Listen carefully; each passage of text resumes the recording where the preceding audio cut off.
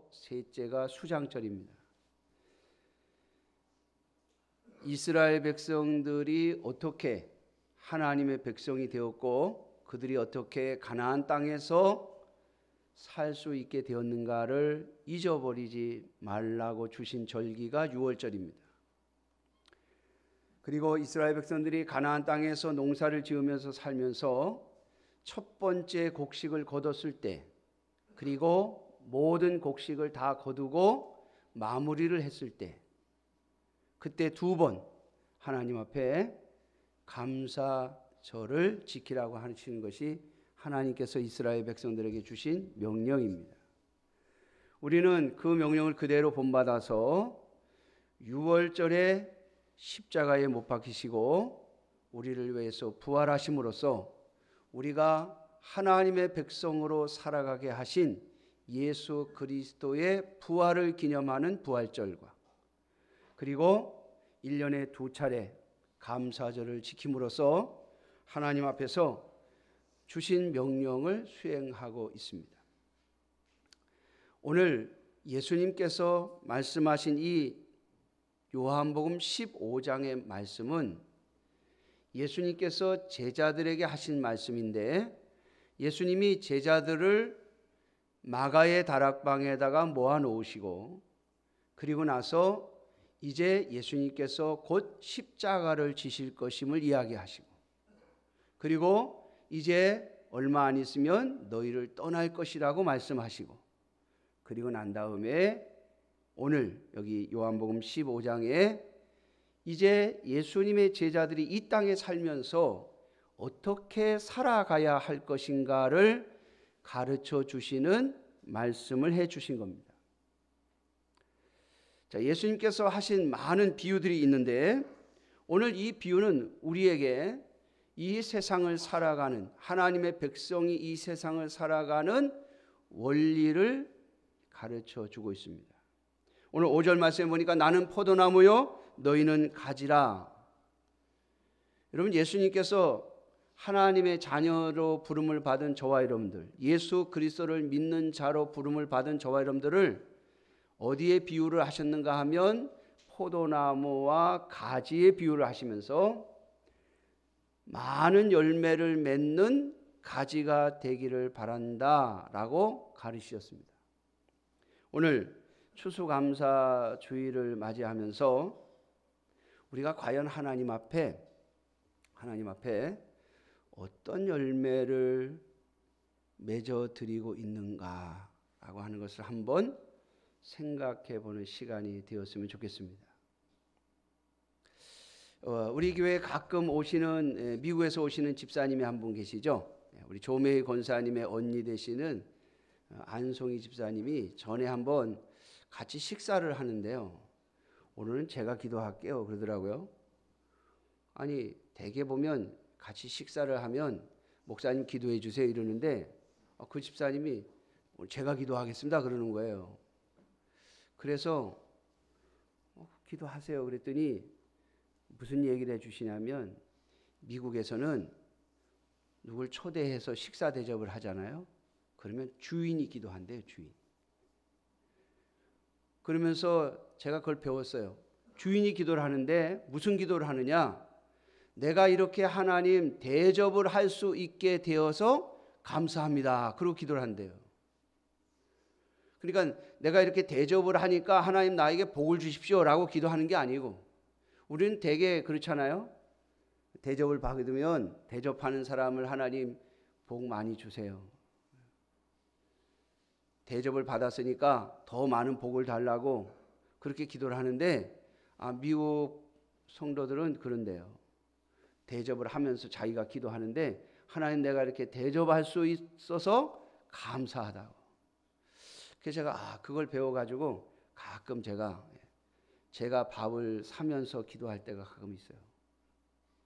여러분, 정말 우리가 감사한 게 뭐냐, 정말 하나님 앞에 맺어드리는 열매가 뭐냐, 오늘 한번 예수님의 말씀을 비추어 보면서 우리가 정말 하나님 앞에 감사의 마음을 드리고 있는가. 여러분, 오늘 수수감사주일이라고 감사헌금 드리려고 하시는 분들이 아마 계실 줄 알아요. 하나님이 나에게 많은 것을 주셨으니까 내가 감사한다 라고 하는 의미도 우리가 가질 수 있겠습니다만은, 하나님, 내가 섬길 수 있고 줄 수 있고 내가 하나님 앞에 많은 열매를 맺을 수 있어서 감사하다는 그런 감사의 기도를 드렸으면 참 좋겠어요.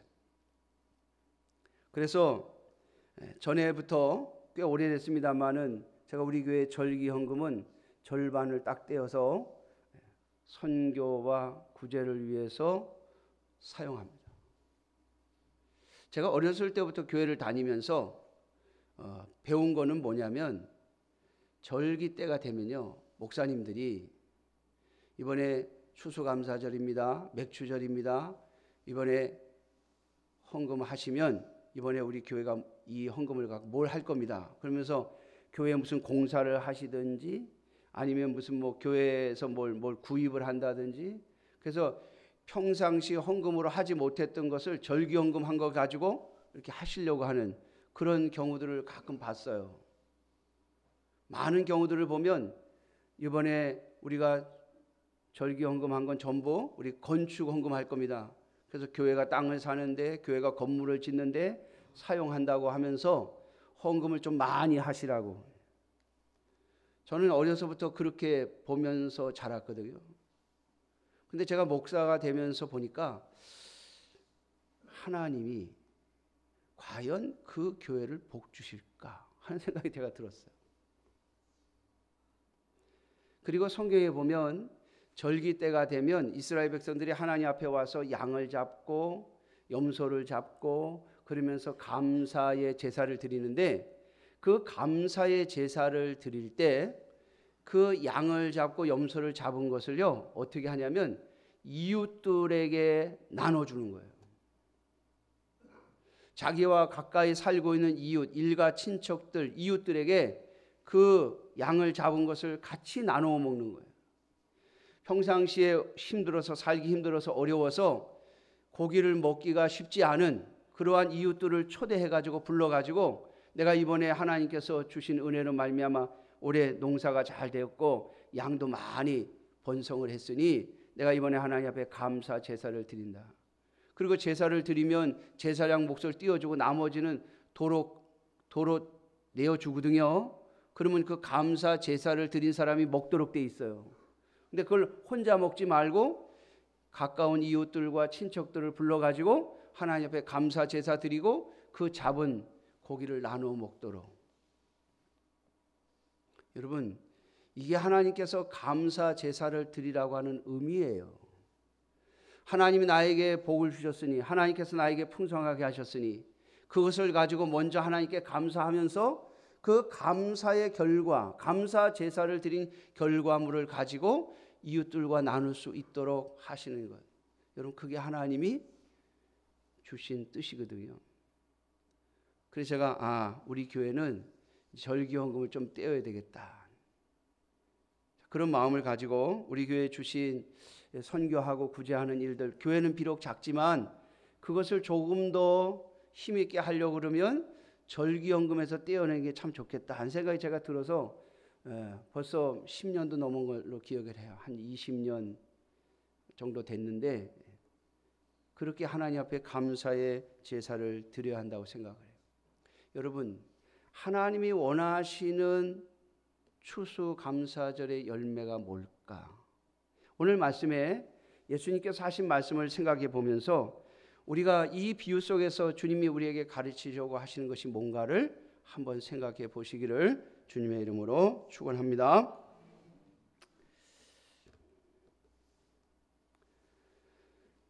지난 목요일이죠? 목요일에 저희 딸이 아기를 낳았어요. 지난 주일까지 제가 오늘 주보에 광고를 내려고 그랬는데 저희 딸도 성도니까 광고할 게 너무 많아가지고 칸이 모자라. 그래서 주보에 쓸 수가 없었어요. 칸이 모자라. 제 설교 시간에 대신 이야기합니다. 지난 목요일에 아기를 낳았는데요, 저희 딸을 항상 보면 아기 같거든요. 어떤 분들이 고등학생 같다고 그래요. 저도 보기에 제가 부모다 보니까 아기 같아. 근데 아기가 아기를 낳았어. 근데 이 아기가요, 지가 낳은 아기가 얼마나 이뻐하는지 그냥 아기 생각에. 여러분, 그게 뭐죠?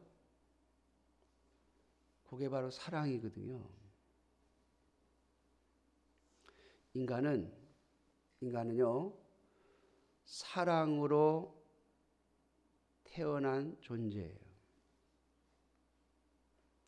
하나님께서 인간을 창조하실 때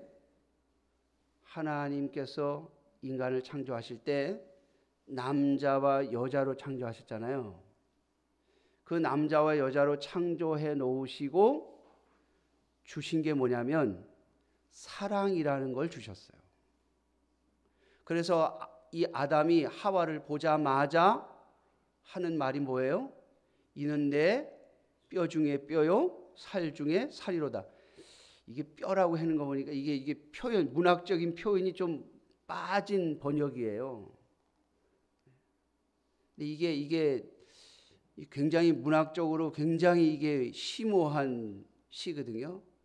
누가 좀 정말 이 문학적인 능력을 가지신 분들이 이런 성경을 좀 문학적으로 번역을 했으면 참 좋겠는데, 아무튼 그 내용으로는요, 너는 보니까 내 뼈고 내 살이다. 그럼 뭐예요? 너는 나다, 그거잖아요. 한마디로 너는 나네, 내가 너고 너가 나야, 이거잖아요. 여러분, 인간은 그렇게 시작했어요. 근데 그 사랑이 어디에서 나온 줄 아세요? 바로 하나님에게서 나왔어요. 이게 우리가 믿고 있는 삼위일체 하나님의 속에 들어있는 속성이에요. 오늘 본문에 보면 예수님께서 9절 말씀에 이렇게 말씀하셨죠. 아버지께서 나를 사랑하신 것 같이 나도 너희를 사랑하였으니 나의 사랑 안에 거하라. 누가 날 사랑했다고요? 하나님 아버지께서 날 사랑하셨어요. 하나님 아버지께서 날 사랑하시고 내가 하나님 아버지를 사랑하는 것처럼 너희도 나의 사랑을 받고 나를 사랑하고, 그 말이에요. 사랑하는 성도 여러분, 왜 예수님께서 우리와 예수님의 관계를 포도나무와 가지라고 말씀하셨는가 하면, 이거는 딱 붙어 있어야만 존재하는 것이기 때문에 그래요. 가지가 포도나무에 붙어 있지 않으면 그 존재 의미가 없어지죠. 그 존재의 생명이 없어져요. 저와 여러분들이 하나님의 자녀로 태어난 것, 저와 여러분들이 오늘도 하나님을 향하여 아버지라고 부르는 하나님의 아들과 딸로 존재하는 것은 바로 예수 그리스도를 통한 하나님의 사랑 때문이에요. 아버지 하나님의 사랑이 예수님 안으로 들어가고 예수님의 사랑이 저와 여러분들 안으로 들어와서 우리가 하나님의 아들, 딸이 된 거예요. 그래서 제가 가끔 말씀드립니다만은 하나님의 관심은 저와 여러분들에게 있어요. 여러분, 잊어버리지 마세요. 하나님은 항상 나에게 관심을 가지고 계신다. 내가 하나님의 자녀가 맞다면, 그래서 하나님의 자녀들이 물어보는 게 있잖아요. 하나님, 나 정말 사랑해요? 라고 물어보잖아요. 언제? 여러분, 언제 물어봐요? 힘들 때. 좋을 때는 안 물어봐요. 좋을 때. 왜? 좋을 때는 그냥 알고 있거든요. 느끼고 있거든요. 그런데 내가 막 힘들면 진짜 하나님 날 사랑하나? 날 왜 이렇게 힘들게 하시지? 라고 물어보잖아요. 여러분, 그게 저와 여러분들 속에 하나님을 향한 뭐가요? 사랑의 마음이 있다는 거예요. 오늘 분명히 주님께서는 내가 아버지의 사랑 안에 거하는 것처럼 너희도 내 사랑 안에 거하라 라고 말씀하세요. 그래야만 너희가 많은 열매를 맺을 수 있다고요. 사랑하는 성도 여러분, 우리가 하나님 앞에 무엇을 감사해서 무엇을 드리든, 우리가 하나님을 위해서 무엇을 하든 반드시 그 사랑 속에는 하나님에 대한, 예수 그리스도께 대한 사랑의 마음으로 해야만 해요. 만약에 그게 없다면 마지막 결론은 비참하게 끝날 거예요. 제가 옛날에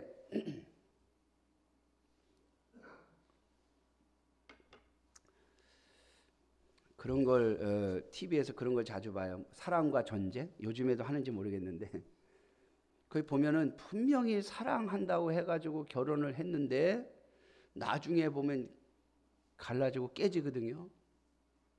나중에 보면 막 난리가 나요. 그런 거 갖고 뭐 이혼 한 해 만에 뭐 그런 이야기를 하잖아요. 근데 그걸 가만히 들여다보면 그렇게 되는 이유가 뭐냐면 사랑 때문에 결혼한 게 아니고 뭐 때문에? 딴 계산을 하고 결혼한 거예요. 아내는 남편을 힘입어서 내가 뭔가를 얻겠다고 생각했고, 남편은 또 아내를 통해서 내가 뭔가를 얻어내겠다고 하는 계산을 했는데 그 계산이 안 맞으니까 그냥 적당히 맞아주면 좋은데, 그거 내가 양보를 해서 최대한 양보를 해서 요 정도는 내가 얻어야 되는데 그것마저도 안 되니까 깨지는 거예요. 여러분, 우리가 만약에 저와 여러분들이 신앙생활을 하면서 예수님을 그런 계산을 가지고 예수님을 믿는다고 하시면 반드시 그 믿음은 마지막에 가면 깨집니다. 우리가 예수님을 사랑하고 예수님이 우리를 사랑하시는 거요, 아무런 계산 없이 부르신 거예요.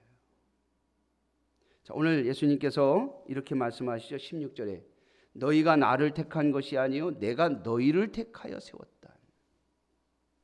우리가 예수님을 선택한 것이 아니고, 우리가 하나님을 선택한 것이 아니고 누가요? 예수 그리스도께서 나를 택하셨다는 거예요. 다시 말하면 참 인류에게 있어서, 인간에게 있어서 영원히 풀리지 않을 숙제, 사랑이 뭐냐. 그래서 제가 대학 다닐 때요, 그런 책이 있었어요. 사랑이란 무엇이냐. What is love? 사랑이 무엇이냐 라고 하는 책이 있었어요. 여러분, 영원히 풀리지 않습니다. 왜? 이건 하나님으로부터 온 것이기 때문에 아마 주님의 나라에 가면 우리가 이해를 할 수 있을런지 모르겠어요. 주님의 나라에 가면, 주님의 나라에 가면, 하여튼 어디서 왔는지 보통 사람들은 모릅니다. 그런데 성경은 분명히 말씀하세요. 하나님은 무엇이라고요? 사랑이시라고요. 저와 여러분들이 가지고 있는 진짜 사랑은 전부 예수 그리스도에게서 온 거예요. 다시 말하면 하나님께로부터 온 거예요. 왜? 성경은 하나님은 사랑이시라고 말씀하셨거든요. 그 말씀은 하나님이 바로 사랑의 원천이다 이 말이에요. 그러므로 이 사랑의 원천이신 하나님의 사랑을 느끼는 자만이 그 사랑을 다시 할 수 있어요. 예수님이 말씀하신 거예요. 내가 너희를 택했다. 이 말은 내가 너희를 사랑했어. 그러니까 너희는 나에게 꼭 붙어 있어라. 내 사랑에서 끊어지면 너희는 아무것도 할 수 없다. 내 사랑에 붙어 있어야만 너희가 열매를 맺는다. 사랑하는 성도 여러분, 정말 하나님이 기뻐하시는 열매는요, 오직 예수 그리스도의 사랑으로부터 나온 사랑이에요. 그게 하나님이 우리에게 받으시는 열매예요. 포도나무 가지가 포도나무로부터 공급받은 모든 것을 가지고 뭘 만들어요? 포도 열매를 만들어요. 마찬가지로 하나님께로부터 받은 그 사랑, 예수 그리스도께로부터 받은 그 사랑의 마음을 가지고 사랑의 열매를 맺는 거예요. 그래서 오늘 예수님께서 이렇게 말씀하세요.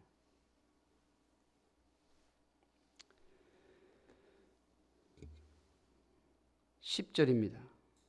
내가 아버지의 계명을 지켜 그의 사랑 안에 거하는 것 같이 하나님 아버지께서 나를 사랑하셨다. 그 사랑을 예수님은 어떻게 해요? 하나님의 명령, 하나님의 계명을 지킴으로써 하나님을 사랑했다라고 말씀하세요. 같은 원리로 예수 그리스도께서 우리를 사랑하셨어요? 그러면 우리는 예수님을 어떻게 사랑해요? 예수님의 계명을 지킴으로써 예수님을 사랑하는 거예요. 여러분, 예수 그리스도의 명령을 따르는 것이 바로 주님을 사랑하는 거예요. 그래서 여러분 하나님의 자녀로서 특별히 교회 안에서 또 세상에서도 무엇을 하든지 반드시 예수님 때문에 하셔야 돼요. 그게 하나님이 받으시는 열매가 될 거예요. 한 걸음 더 나아가서요. 그러면 예수님이 우리에게 요구하시는 계명이 뭐냐? 오늘 본문 12절은 분명하게 말해주죠. 내 계명은 곧 내가 너희를 사랑한 것 같이 너희도 서로 사랑하라 하는 이것이니라. 아멘. 사랑하는 성도 여러분, 오늘 추수감사 주일인데요. 우리가 하나님 앞에 이 돈만, 헌금만 드리는 것이 아니라 1년을 돌이켜 보면서 하나님의 자녀, 나와 함께 예수 그리스도를 믿는 하나님의 자녀, 그들을 위해서 내가 뭘 했나를 한번 생각해 보는 여러분들 되시기를 주님의 이름으로 축원합니다. 내가 예수 그리스도를 믿는 하나님의 자녀들을 위해서 내가 뭘 했나? 여기엔 두 가지가 있어요. 내가 형제를 사랑하는 것도 내가 해야 될 일인데 반대로 내가 형제의 사랑을 밀어버린 것은 없는가요?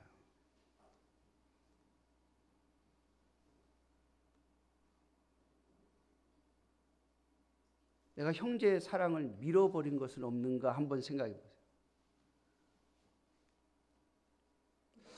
제가 우리 목회를 하면서 가끔 느끼는 게 있는데 뭐냐면 어떤 분들은 식사 한번 사드린다 죽어도 안 잡수신대.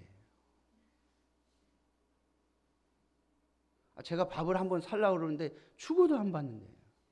그러면 저는 주님 앞에 가서 뭘 받아요? 저도 가끔 밥 한번 사고 싶고 저도 뭔가 이렇게 좀 드리고 싶고 하거든요.